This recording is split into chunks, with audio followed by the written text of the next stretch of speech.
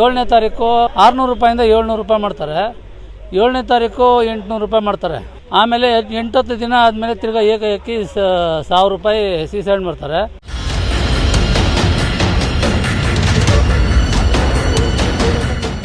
ಬಡವ ಸಾಲ ಸೋಲ ಮಾಡಿ ಮನೆ ಒಂದನ್ನು ಕಟ್ಟಬೇಕು ಅಂತಂದ್ರೆ ಇಲ್ಲಿ ಅವೈಜ್ಞಾನಿಕವಾಗಿ ಏಕಾಏಕಿ ಎಲ್ಲ ಕಟ್ಟಡ ನಿರ್ಮಾಣಕ್ಕೆ ಬೇಕಾಗಿರುವಂತಹ ಸಾಮಗ್ರಿಗಳ ಬೆಲೆಯನ್ನ ಏರಿಕೆ ಮಾಡಿದ್ದಾರೆ. 2-3 ದಿನಗಳಲ್ಲೇ 500 ರೂಪಾಯಿ, 600 ರೂಪಾಯಿ, 1000 ರೂಪಾಯಿ ತನಕ ಏರಿಕೆ ಮಾಡಿದ್ದಾರೆ ಅಂತೇಳಿ ಲಾರಿ ಮಾಲೀಕರ ಸಂಘದವರು ತೀವ್ರವಾದಂತಹ ಆಕ್ರೋಶವನ್ನ ವ್ಯಕ್ತಪಡಿಸ್ತಾ ಇರುವಂತಹ ಘಟನೆ ಬೆಂಗಳೂರು ಹೊರವಲಯ ಆನೇಕಲ್ ತಾಲೂಕಿನಲ್ಲಿನ ಲಾರಿ ಮಾಲೀಕರ ಅಸೋಸಿಯೇಷನ್ ಅವರು ಹೊರಹಾಕ್ತಾ ಇದ್ದಾರೆ.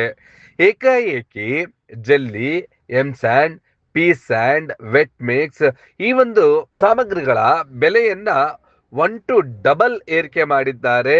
ಸಿಂಗಲ್ ವಾಶ್ ಎಂಸ್ಯಾಂಡ್ ಪ್ರತಿ 10 ಬೆಲೆ ವಾರದ ಹಿಂದೆ 600 ರೂಪಾಯಿ ಇತ್ತು, ಅದು ಇವತ್ತು ಏಕಾಏಕಿ 1200 ರೂಪಾಯಿ ಆಗಿದೆ. ಇದಕ್ಕೆ ಕಾರಣ ನೇರವಾಗಿ ಕ್ರಷರ್ ಮಾಲೀಕರು ಅಂತೇಳಿ ಲಾರಿ ಅಸೋಸಿಯೇಷನ್ ಅವರು ಆಕ್ರೋಶವನ್ನು ವ್ಯಕ್ತಪಡಿಸ್ತಾ ಇದ್ರೆ, ಇದೇ ಸಂದರ್ಭದಲ್ಲಿ ಸಿಂಗಲ್ ವಾಶ್ ಪ್ರೀಮಿಯಂ ಎಂಸ್ಯಾಂಡ್ 700 ರೂಪಾಯಿ ಇತ್ತು, ಅದೀಗ 1300 ರೂಪಾಯಿ ಆಗಿದೆ. ಇದಕ್ಕೂ ಕಾರಣ ಕ್ರಷರ್ನವರು ಅಂತೇಳಿ ಲಾರಿ ಮಾಲೀಕರ ಸಂಘದ ಪದಾಧಿಕಾರಿಗಳು ಆಕ್ರೋಶವನ್ನು ವ್ಯಕ್ತಪಡಿಸ್ತಾ ಇದ್ದಾರೆ. ಇಂದು ಬ್ಲಾಕ್ ವರ್ಕ್ ಎಂಸ್ಯಾಂಡ್ ಪ್ರತಿ ಟನ್ಗೆ 1400 ರೂಪಾಯಿ ಇತ್ತು, ಪ್ಲಾಸ್ಟಿಂಗ್ ಎಂಸ್ಯಾಂಡ್ ಪ್ರತಿ ಟನ್ಗೆ 900 ರೂಪಾಯಿ ಇತ್ತು. ಇಂದು ಆ ಒಂದು ಪ್ಲಾಸ್ಟಿಕ್ ಎಂಸ್ಯಾಂಡ್ 1500 ರೂಪಾಯಿ ಆಗಿದೆ. ಅಂದ್ರೆ 900 ರೂಪಾಯಿ ಇದ್ದದ್ದು 1500 ರೂಪಾಯಿ ಆಗಿದೆ. ಹಾಗೆ ಪ್ಲಾಸ್ಟಿಂಗ್ ಎಂಸ್ಯಾಂಡ್ ಬೆಲೆ 1000 ರೂಪಾಯಿ ಇತ್ತು, ಇವತ್ತು ಪ್ಲಾಸ್ಟಿಂಗ್ ಎಂಸ್ಯಾಂಡ್ ಪ್ರೀಮಿಯಂ ಅದರ ಬೆಲೆ 1600 ರೂಪಾಯಿ, ಅಂದ್ರೆ 600 ರೂಪಾಯಿ ಹೆಚ್ಚಾಗಿದೆ. ಆಮೇಲೆ ವೆಟ್ ಮಿಕ್ಸಿಂಗ್ ಪ್ರತಿ ಟನ್ಗೆ 400 ರೂಪಾಯಿ ಇತ್ತು, ಇವತ್ತು ವೆಟ್ ಮಿಕ್ಸ್ 600 ರೂಪಾಯಿ ಆಗಿದೆ. ಇದು ನೇರವಾಗಿ ಬಡವರ ಮೇಲೆ ಪರಿಣಾಮ ಬೀರ್ತಾ ಇದೆ, ಮನೆ ಕಟ್ಟೋದಕ್ಕೆ ಸಾಧ್ಯ ಇಲ್ಲ. ಹಾಗೆ ಈ ಒಂದು ಲಾರಿ ಮಾಲೀಕರ ಸಂಘದ ಅಸೋಸಿಯೇಷನ್ ಅವರು ನಾವು ಯಾವುದೋ ಕಟ್ಟಡಗಳಿಗೆ ನಿರಂತರವಾಗಿ ಮಟೀರಿಯಲ್ ಕೊಡ್ತೀವಿ ಅಂತೇಳಿ ಒಪ್ಕೊಂಡಿರ್ತೀವಿ, ನಾವು ಆ ಬೆಲೆಗೆ ನಿಗದಿಯಾಗಿರ್ತೀವಿ. ಆದ್ರೆ ಈಗ ಏಕಾಏಕಿ ಕ್ರಷರ್ನವರು ಈ ಒಂದು ಬೆಲೆಯನ್ನು ಹೆಚ್ಚಿಸ್ಬಿಟ್ರೆ ನಾವೆಲ್ಲಿಗೆ ಹೋಗ್ಬೇಕು ಅಂತೇಳಿ ಇವರು ಶಾಂತಿಯುತವಾದಂತ ಪ್ರತಿಭಟನೆಯನ್ನ ಆನೇಕಲ್ ಪಟ್ಟಣದಲ್ಲಿ ಅನುಮತಿಯನ್ನ ಪೊಲೀಸ್ನವರು ನೀಡಲಿಲ್ಲ. ಅದಕ್ಕೆ ಆನೇಕಲ್ ಪಟ್ಟಣಕ್ಕೆ ಕೂಗಳತೆ ದೂರದಲ್ಲಿರ್ತಕ್ಕಂಥ ಕರ್ಕಲಘಟ್ಟ ಸಮೀಪದಲ್ಲಿ ಶಾಂತಿಯುತವಾದಂತಹ ಪ್ರತಿಭಟನೆಯನ್ನು ನಡೆಸಿದ್ರು. ಕ್ರಷರ್ ಮಾಲೀಕರ ವಿರುದ್ಧ ತೀವ್ರವಾದಂತಹ ಆಕ್ರೋಶವನ್ನ ಹೊರಹಾಕಿದ್ರು. ಕ್ರಷರ್ ಮಾಲೀಕರುಗಳು ಈ ರೀತಿ ಅವೈಜ್ಞಾನಿಕವಾದಂತಹ ಬೆಲೆಗಳನ್ನು ಏರಿಕೆ ಮಾಡಿದ್ರೆ ಬಡವರು ಮನೆ ಹೆಂಗ್ ಕಟ್ಟಬೇಕು? ಇನ್ನು ನಾವು ಅದೇ ಲಾರಿಗಳನ್ನ ಸಾಲ ಸೋಲ ಮಾಡಿ ತೆಗೆದುಕೊಂಡಿರ್ತೀವಿ, ಟ್ರಾಕ್ಟರ್ಗಳನ್ನ ಖರೀದಿಸಿರ್ತೀವಿ. ಹೀಗೆ ಏಕಾಏಕಿ ಬೆಲೆ ಏರಿಕೆ ಮಾಡಿರೋದ್ರಿಂದ ನಮ್ಮ ಬದುಕಿನ ಮೇಲೆ ತಣ್ಣೀರ್ ಬಟ್ಟೆ ಹಾಕೊಳ್ಳಂಗಾಗಿದೆ. ಚಪ್ರಿ ಎಳೆದಂತೆ ಕ್ರಷರ್ ಮಾಲೀಕರು ಎಳಿತಿದ್ದಾರೆ ಅಂತೇಳಿ ತೀವ್ರವಾದಂತಹ ಆಕ್ರೋಶವನ್ನ ಕ್ರಷರ್ ಮಾಲೀಕರುಗಳ ವಿರುದ್ಧ ಯಾವ ಲಾರಿ ಮಾಲೀಕರ ಸಂಘದ ಪದಾಧಿಕಾರಿಗಳು ವ್ಯಕ್ತಪಡಿಸಿದ್ರು. ಅದೆಲ್ಲವನ್ನು ಕೂಡ ದೃಶ್ಯಗಳಲ್ಲಿ ನೋಡೋಣ ಬನ್ನಿ.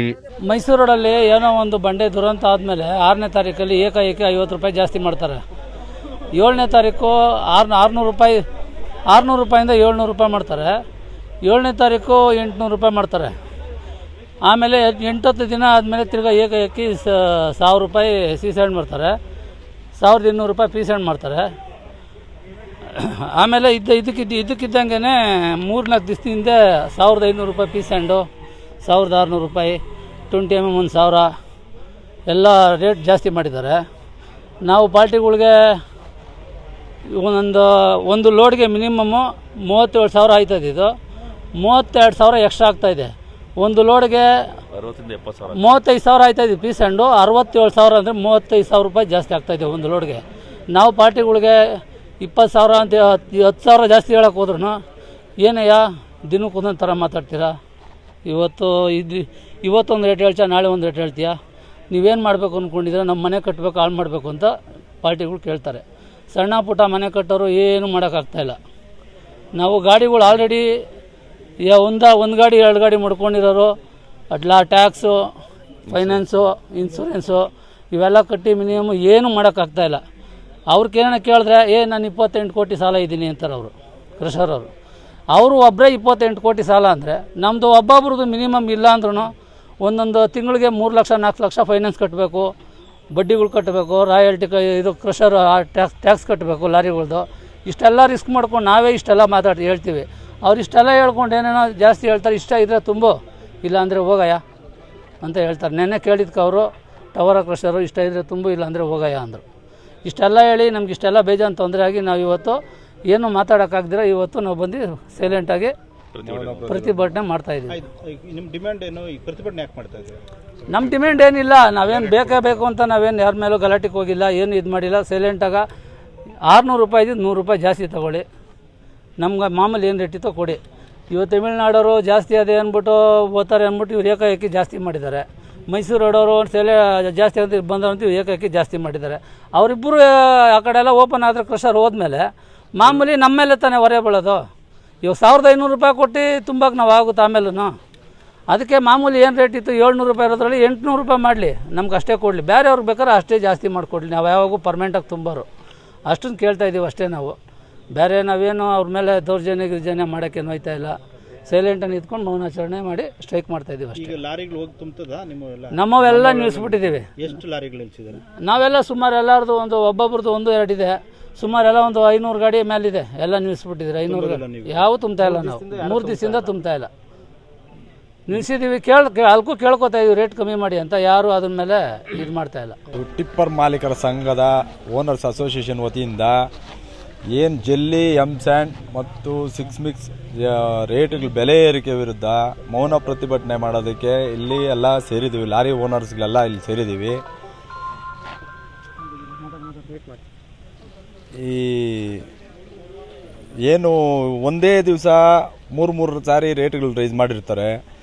ಮತ್ತು 900 ರೂಪಾಯಿ ಇದ್ದಿದ್ದು ಪ್ಲಾಸ್ಟಿಂಗ್ ಸ್ಯಾಂಡ್ ಇವತ್ತು 1600 ರೂಪಾಯಿ ಮಾಡಿದ್ದಾರೆ. 2 ದಿವಸದಿಂದ ಈಚೆಗೆ 1600 ರೂಪಾಯಿ ಪ್ಲಾಸ್ಟಿಂಗ್ ಸ್ಯಾಂಡ್ ಆಗಿದೆ. ಡಬಲ್ ವಾಶ್ ಬಂದು 1400 ರೂಪಾಯಿ ತನಕ ಬೆಲೆ ಏರಿಕೆ ಆಗಿದೆ. ಮತ್ತು 6 ಮಿಕ್ಸು ಮತ್ತು ಸಿಂಗಲ್ ವಾಶ್ ಎಲ್ಲನೂ 350 ರೂಪಾಯಿಂದ 400 ರೂಪಾಯಿ ತನಕ ಬೆಲೆ ಏರಿಕೆ ಆಗಿದೆ. 1, 2, 3 ದಿವಸಗಳೊಳಗಡೆ 400 ರೂಪಾಯಿಂದ 600 ರೂಪಾಯಿ ತನಕ ಬೆಲೆ ಏರಿಕೆ ಆಗಿದೆ. ಈಗ ಯಾವ್ಯಾವ ದೇಶ ಜಾಸ್ತಿ ಆಗಿದೆ ಹೇಳ್ಬೋದಾ? ಜೆಲ್ಲಿ ಬಂದು 650 ರೂಪಾಯಿ ಇದ್ದಿದ್ದು 20 ಜೆಲ್ಲಿ 1000 ರೂಪಾಯಿ ಟನ್ ಮಾಡಿದ್ದಾರೆ. ಮತ್ತು ಸ್ಯಾಂಡ್ ಬಂದು 730, 750 ರೂಪಾಯಿ ಇದ್ದಿದ್ದು 1100 ರೂಪಾಯಿ ತನಕ ಮಾಡಿದ್ದಾರೆ ಸಿಂಗಲ್ ವಾಶು. ಡಬಲ್ ವಾಶ್ ಬಂದು 850, 900 ಇದ್ದಿದ್ದನ್ನ 1400 ರೂಪಾಯಿ ತನಕ ಬೆಲೆ ಏರಿಕೆ ಮಾಡಿದ್ದಾರೆ. ಪ್ಲಾಸ್ಟಿಂಗ್ ಸ್ಯಾಂಡ್ ಬಂದು 1600 ರೂಪಾಯಿ ತನಕ ಬೆಲೆ ಏರಿಕೆ ಮಾಡಿದ್ದಾರೆ. 1000 ರೂಪಾಯಿ ಇದ್ದಿದ್ದು ಟನ್ನನ್ನು 1600 ರೂಪಾಯಿ ತನಕ ಬೆಲೆ ಏರಿಕೆ ಮಾಡಿದ್ದಾರೆ. ಇದರ ವಿರುದ್ಧ ಈಗ ನಾವು ಏನಂತಂದ್ರೆ ಲಾರಿ ಮಾಲೀಕರು ಇವಾಗ ಪರ್ಚೇಸ್ ಮಾಡಿ ಇಲ್ಲಿ ನಾವು ಏನೋ ಒಂದು ಕಡೆ ಬೇರೆ ಒಂದು ಕನ್ಸ್ಟ್ರಕ್ಷನ್ ಫೀಲ್ಡಲ್ಲಿರೋರು ಯಾವುದೋ ಒಂದು ಬಿಲ್ಡಿಂಗ್ ಕನ್ಸ್ಟ್ರಕ್ಷನ್ ಮೆಟೀರಿಯಲ್ಲು ಸಪ್ಲೈ ಮಾಡ್ತಾ ಇರ್ತೀವಿ. ಒಂದು ರೇಟು ಅಲ್ಲಿ ನಿಗದಿ ಮಾಡಿಕೊಂಡು ಕಮಿಟ್ಮೆಂಟ್ ಆಗಿರ್ತದೆ. ಇಲ್ಲಿ ಏಕಾಏಕಿ 500ರಿಂದ 600 ರೂಪಾಯಿಗಳ ಬೆಲೆ ಏರಿಕೆ ಆಗಿರೋದ್ರಿಂದ ನಾವು ಇದನ್ನು ಮೈಂಟೈನ್ ಮಾಡೋದಕ್ಕಾಗೋದಿಲ್ಲ ಮತ್ತು ಸಪ್ಲೈ ಮಾಡೋದಕ್ಕಾಗೋದಿಲ್ಲ ಅಂತ ಹೇಳ್ಬಿಟ್ಟು ಎಲ್ಲ ಲಾರಿ ಮಾಲೀಕರು ಸಹ ಸೇರಿ ಇಲ್ಲಿ ಮೌನ ಪ್ರತಿಭಟನೆ ಮಾಡಬೇಕು ಅಂತ ಸೇರಿದ್ದೀವಿ. ಇಲ್ಲಿ ನಿಮ್ಮ ಡಿಮ್ಯಾಂಡ್ ಏನು? ನಮ್ಮ ಡಿಮ್ಯಾಂಡು ಒಂದು 50ರಿಂದ 100 ರೂಪಾಯಿ, 250 ರೂಪಾಯಿ ತನಕ ಬೆಲೆ ಏರಿಕೆ ಆಗಿದ್ದರೆ ಏನು ತೊಂದರೆ ಇಲ್ಲ. ಏಕಾಏಕಿ 500, 600 ರೂಗಳು ಬೆಲೆ ಏರಿಕೆ ಆಗಿರೋದ್ರಿಂದ ನಮಗೆ ಬೆಲೆ ಕಡಿಮೆ ಮಾಡಿಕೊಡ್ಬೇಕು ಅನ್ನೋದು ಒಂದು ಉದ್ದೇಶ. ರಾಜ್ಯದಲ್ಲೆಲ್ಲ ಬೇರೆ ಕಡೆ ಎಲ್ಲ 50ರಿಂದ 100 ರೂಪಾಯಿ ತನಕ ಬೆಲೆ ಏರಿಕೆ ಆಗಿರೋದು ಸಹಜ. ಇಲ್ಲಿ ಏಕಾಏಕಿ 500ರಿಂದ 600 ರೂಪಾಯಿ ತನಕ ಬೆಲೆ ಏರಿಕೆ ಆಗಿರೋದು ಇದು ಅಸಹಜ ಅಂತ ಹೇಳ್ಬಿಟ್ಟು ನಾವು ಇಲ್ಲಿ ಸೇರಿದ್ದೀವಿ. ನನ್ನ ಹೆಸರು ಮೋಹನ್ ಅಂತ, ಆನೇಕಲ್ JCB ಅಸೋಸಿಯೇಷನಿಂದ ಉಪಾಧ್ಯಕ್ಷರು ಮಾತಾಡ್ತಾ ಇರೋದು. ಈಗ ಏನಾಗ್ಬಿಟ್ಟಿದೆ ಅಂದರೆ ನಮ್ಮ ಅಸೋಸಿಯೇಷನ್ ಕಡೆಯಿಂದ ಈ ಲಾರಿಗಳವ್ರಿಗೆ ಒಂದು ಸಮಸ್ಯೆ ಆದರೆ, ನಮ್ಮ ಆನೇಕಲಲ್ಲಿ ಬಡ ರೈತರು ಟ್ಯಾಕ್ಟ್ರುಗಳು ಇಟ್ಕೊಂಡಿರೋದು ಒಂದು ಸಮಸ್ಯೆ. ಇಷ್ಟು ದಿನ ಇಲ್ಲಿ ಹತ್ರ ಇರೋದ್ರಿಂದ ಆಲ್ಮೋಸ್ಟು ಒಂದು ನಮ್ಮ ಆನೇಕಲಲ್ಲಿ ಒಂದು 100ರಿಂದ 200 ಟ್ಯಾಕ್ಟ್ರುಗಳಿದೆ. ಟ್ಯಾಕ್ಟ್ರುಗಳವ್ರು ಬಂದು ಡೈಲಿ ಅವ್ರಿಗೆ ಇದೇ ಬಿಸ್ನೆಸ್ಸು. ಯಾರು ಇಲ್ಲಿ ಯಾವುದು ಆ ಥರ ಅಗ್ರಿಕಲ್ಚರ್ ಲ್ಯಾಂಡು ಇಲ್ಲ, ಯಾರು ಉಳುಮೆ ಮಾಡ್ಕೊಂಡು ಬದುಕೋತಾರೋ ಯಾರು ಇಲ್ಲ. ಈ ಕ್ರಷರಿಂದ ಏನು ಬಾಡಿಗೆ ಹೊಡಿತಾರೋ ಇದೇ ಇರೋದು. ಇಲ್ಲಿ ಏನು ಸಮಸ್ಯೆ ಆಗಿದೆ ಅಂದರೆ, ಈ ಟ್ಯಾಕ್ಟ್ರುಗಳು ಲಾರಿಗಳವ್ರಿಗೆ ಅಷ್ಟು ಬಂಡವಾಳ ಹಾಕಬೇಕು ಅನ್ನೋದು ಒಂದು ಪ್ರಾಬ್ಲಮ್ ಆದರೆ, ಟ್ಯಾಕ್ಟ್ರುಗಳವ್ರಿಗೆ ಒಂದು ಪ್ರಾಬ್ಲಮ್. ಏನು ಇಷ್ಟು ದಿವಸ ನಮ್ಮ ಕ್ರಷರ್ಗಳಲ್ಲಿ 600 ರೂಪಾಯಿ ಜೆಲ್ಲಿ ಇತ್ತು, ಇವಾಗ ಅದನ್ನು 1000 ರೂಪಾಯಿ ಮಾಡಿದ್ದಾರೆ. 650 ರೂಪಾಯಿ ಸ್ಯಾಂಡ್ ಇತ್ತು, ಅದನ್ನು 1100 ರೂಪಾಯಿ ಮಾಡಿದ್ದಾರೆ. ಡಬಲ್ ವಾಶು ಅದೆಲ್ಲ ಬಂದು ಒಂದೊಂದು ಟನ್ ಮೇಲೆ 500ರಿಂದ 700 ರೂಪಾಯಿ ಎಕ್ಸಿದ್ದಾರೆ. ಯಾವುದ್ರಲ್ಲೂ ಕಡಿಮೆ ಇಲ್ಲ. ಪ್ರಾಬ್ಲಮ್ ಏನಂದರೆ, ಯಾರಿಗೂ ಅನ್ ಟೈಮ್ ಮೆಟೀರಿಯಲ್ ಸಿಗ್ತಾಯಿಲ್ಲ. ಮೆಟೀರಿಯಲ್ ಸಿಕ್ಕೋದಕ್ಕೆ ಅವ್ರೇನು ಮಾಡ್ತಾಯಿದ್ದಾರೆ, ಈ ಮೆಟೀರಿಯಲ್ ಸಿಕ್ಕಲ್ಲ ಅನ್ನೋದನ್ನು ಒಂದೇ ಒಂದು ಮೈಂಡಲ್ಲಿ ಇಟ್ಕೊಂಡು ಕ್ರಷರ್ ಅವರು ಡಿಮ್ಯಾಂಡ್ ಮಾಡ್ತಾಯಿದ್ದಾರೆ. ಬೇಕಾದ್ರೆ ತುಂಬಿಕೊಳ್ರಿ, ಬೇಡ ಅಂದರೆ ಬೇಡ, ನೀವಿಲ್ಲ ಅಂದರೆ ಇನ್ನೊಬ್ರು ಆಗ್ತಾರೆ ಅನ್ನೋ ಕಾನ್ಸೆಪ್ಟಲ್ಲಿ ಮಾತಾಡ್ತಾ ಇದ್ದಾರೆ. ಆ ಥರ ಮಾಡೋಕ್ಕೆ ಹೋದರೆ ಈಗ ಬಡ ಟ್ಯಾಕ್ಟ್ರಿಗಳವರು ಒಬ್ಬೊಬ್ರು ಒಂದೊಂದು ಲೋಡ್ಗೆ 2-2 ದಿನ 3-3 ದಿನ ಕಾಯಬೇಕಾಗ್ತದೆ. ಅವರು ನಮ್ಮ ಅಸೋಸಿಯೇಷನಲ್ಲಿ ಕಂಪ್ಲೇಂಟ್ ಮೇಲೆ ಕಂಪ್ಲೇಂಟ್ ಮಾಡ್ತಾಯಿದ್ದಾರೆ. ಇನ್ನು ಈ ಥರ ಆಗ್ಬಿಟ್ರೆ ಬಡವರು ಅದನ್ನೇ ನಂಬ್ಕೊಂಡಿರೋ ನಾವೇನು ಮಾಡಬೇಕು ಅನ್ನೋ ಕಾನ್ಸೆಪ್ಟಲ್ಲಿ ಕೇಳ್ತಾ ಇದ್ದಾರೆ. ಅದನ್ನೆಲ್ಲ ಆಲೋಚನೆ ಮಾಡೋಕೆ ಹೋದರೆ ಈಗ ನಮಗಾಗಿರೋ ಪ್ರಾಬ್ಲಮ್ಮು ಒಂದು ಕಡೆ ಟ್ರ್ಯಾಕ್ಟರ್ದವ್ರ ಸಮಸ್ಯೆ ಆದರೆ ಒಂದು ಕಡೆ ಲಾರಿಯವ್ರ ಸಮಸ್ಯೆ. ಲಾರಿಗಳವರು ಈಗ ಅವರು EMI ಸರ್ ಈಗ ಎಷ್ಟೇ ರೇಟ್ ಆದರೂ ನಾವು ಹೊಡಿಲೇಬೇಕು ಅನ್ನೋದು ಅವ್ರದ್ದು ಒಂದು ಪ್ರಾಬ್ಲಮ್ ಆದರೆ, ಅಷ್ಟು ರೇಟ್ ಬಂಡವಾಳ ಹಾಕಿ ಹೊಡೆಯೋಕ್ಕಾಗಲ್ಲ ಅನ್ನೋದು ಇನ್ನೊಬ್ಬರು ಪ್ರಾಬ್ಲಮ್ಮು. ಯಾರ್ದು ಎಲ್ಲಿ ನೋಡೋಕ್ಕಾಗ್ತಿಲ್ಲ. ನಾವು ಎಲ್ಲ ಕಡೆನೂ ವಿಚಾರಿಸ್ತಾನೆ ಇದ್ದೀರಿ. ನಾವೀಗ ಲಾರಿ ಅಸೋಸಿಯೇಷನ್ನು ಅವರು ಷಣ್ಮುಗನಪ್ಪನವ್ರ ಗಮನಕ್ಕೆ ತಂದಿದ್ದೀವಿ, ಮತ್ತು ನಮ್ಮ JCB ಅಸೋಸಿಯೇಷನ್ ಅಧ್ಯಕ್ಷರು ದೇವರಾಜೇಗೌಡರ ಗಮನಕ್ಕೆ ತಂದಿದ್ದೀವಿ, ಮತ್ತು ಮೈನ್ಸ್ ಡಿಪಾರ್ಟ್ಮೆಂಟ್ ಗಮನಕ್ಕೆ ತಂದಿದ್ದೀರಿ. ಯಾರು ತಂದರೂ ಎಲ್ಲರೂ ಅಲ್ಲೋಗಿ ಅಲ್ಲೋಗಿ ಅಂದರೆ ಇದರಲ್ಲೆಲ್ಲ ಒಬ್ಬರು ಫೋಕಸ್ ಮಾಡಿದ್ವಿ, ಷಣ್ಮುಗಪ್ಪನವರು ನೀವು ಮಾಡಿ ನಾವೇನೋ ಸಹಕಾರ ಕೊಡ್ತೀವಿ ಅಂತ. ಅದು ಬಿಟ್ಟರೆ ಇನ್ನೆಲ್ಲರೂ ನಾವು ಬರ್ತೀವಿ ಮಾಡಿರಿ, ಅವ್ರು ಪರ್ಮಿಷನ್ ಕೊಡ್ತೀವಿ ಅಂದರೆ ನಾವು ಇವ್ರು ಕೊಡ್ತೀರಿ, ಇವ್ರು ಪರ್ಮಿಷನ್ ಕೊಡ್ತೀವಿ ಅಂದರೆ ಅವ್ರು ಕೊಡ್ತೀರಿ. ನಾವು ಇದನ್ನೆಲ್ಲ ಒಂದು 15 ದಿವಸದಿಂದ ನಾವು ತಗೊಂಡು ಸಾಕಾಗ್ಬಿಟ್ಟಿದೆ. ಅಲ್ಲಿ ಬನ್ನಿ ಗಾಡಿ ಪ್ರೆಷರ್ ಒಳಗಡೆ ಬಿಡ್ತೀನಿ. ಮೋಹನ್ ಅಂತ ಆನೇಕಲ್.